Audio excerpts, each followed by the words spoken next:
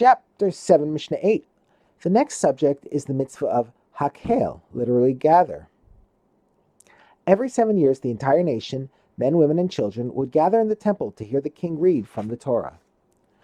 How was the king's passage read?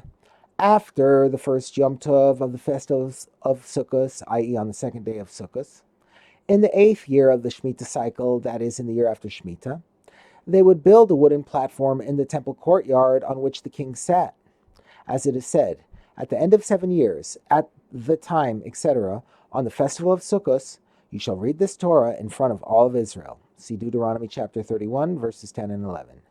The attendant of the synagogue took the Torah scroll and gave it to the head of the synagogue. The head of the synagogue gave it to the deputy Kohen Gadol. The deputy Kohen Gadol gave it to the Kohen Gadol, and the Kohen Gadol gave it to the king. And the king stood and received it from him and read from the Torah when sitting. The Mishnah relates that one king acted differently. King Agrippa stood and received the Torah scroll from the Kohen Gadol and read from the Torah while standing, to give honor to the Torah. And the sages praised him for doing so. When he reached the verse, "You cannot appoint a foreign man over yourselves as king," Deuteronomy chapter 17, verse 15, his eyes flowed with tears. This verse disqualified Agrippa from being king. Since he was descended from Herod, who was a non-Jew, he was considered a foreign man. The people said to him, "Do not be afraid, Agrippa. You are our brother. You are our brother. You are our brother." Although Agrippa's father was descended from Herod, his mother was Jewish, which meant that Agrippa himself was Jewish. The Mishnah teaches which passages the king read. He read from the beginning of Deuteronomy, "These are the words that Moshe spoke," until the verse, "Hear, O Israel," chapter 6, verse 4 in Deuteronomy.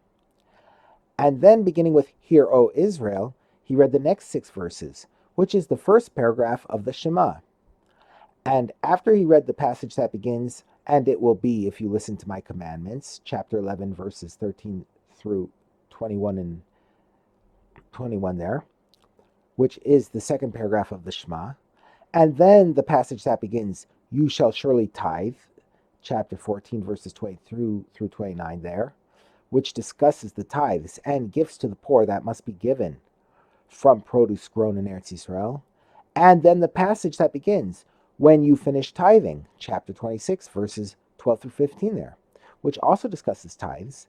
And then the passage about the laws of the king, chapter 17, verses 14 through 20 there. And then the blessings and curses until he finishes that entire section, chapters 27 and 28. The king then recited the same 8 blessings that the Kohen Gadol made on Yom Kippur, listed in the previous Mishnah. But because this ceremony took place on the festival of Sukkot, he inserted a blessing about the festivals in place of the blessing about forgiveness, which is relevant to Yom Kippur.